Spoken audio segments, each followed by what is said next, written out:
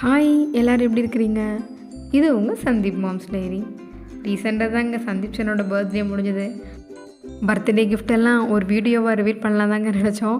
அதுக்குள்ளே சாரை எல்லாம் ஓப்பன் பண்ணி யூஸ் பண்ண ஆரம்பிச்சிட்டாரு. அவனுக்கு வந்த ஒரு யூஸ்ஃபுல்லான கிஃப்ட் என்னென்னு சொல்லி பார்த்தீங்கன்னா, இந்த ஷூட் ஆக்ஷன் தாங்க வந்தது.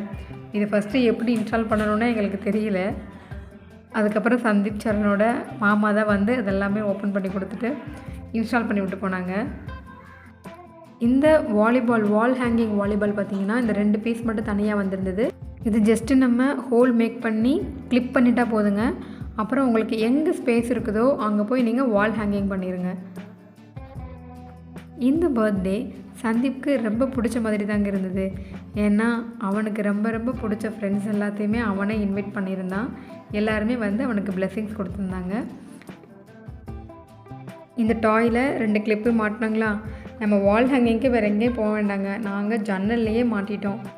ஸ்கூல்லலாம் பார்த்திங்கன்னா ப்ளே அண்ட் ஸ்டடி அப்படின்ற கான்செப்டெல்லாம் சொல்லுவாங்க. இவனோட கிஃப்ட்டும் அந்த மாதிரி தாங்க இருந்தது. என்னென்னா கான்சன்ட்ரேட் பண்ணி எய்ம் பண்ணி அதில் போடணும் அப்படின்ற அந்த கான்சன்ட்ரேஷன் வர்ற மைண்ட் வந்துட்டு அந்த குழந்தைக்கு பேசிக்காகவே நம்மளால் கொடுக்க முடியும்.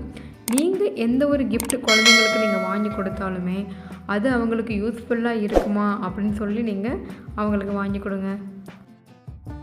சில பல வெற்றி தோல்விகளுக்கு அப்புறமா அவனும் கரெக்டாக எய்ம் பண்ணி ஃபோக்கஸ் பண்ணி பால் போட கற்றுக்கிட்டாங்க.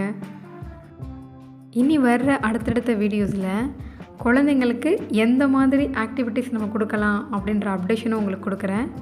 இந்த வீடியோ உங்களுக்கு பிடிச்சிருந்ததுன்னா லைக் பண்ணுங்கள், சப்ஸ்கிரைப் பண்ணுங்கள், மறந்துடாமல் பெல் ஐக்கானை கிளிக் பண்ணிக்கோங்க. தேங்க்யூ.